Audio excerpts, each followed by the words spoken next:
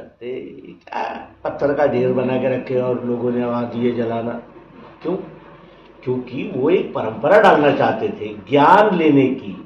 ढोंग धतुरा और बेला ठेला नहीं, ये कोण आहे, वो हम,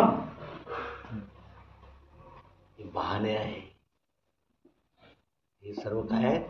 बहाणे आहेत, हे मंदिर आहे, हे त्याच्यामुळे उद्धार करायचा आहे. सोंग धतुरे घरी लावता येईल, पण देवासमोर रिश्वत बी चालत नाही, सोंग धतुरे तर चालतच नाही. ज्ञान घेण्यासाठी हॉल बनला आहे, इथे बसून ज्ञान घेतलं पाहिजे, ज्ञानी लोकांची चर्चा केली पाहिजे.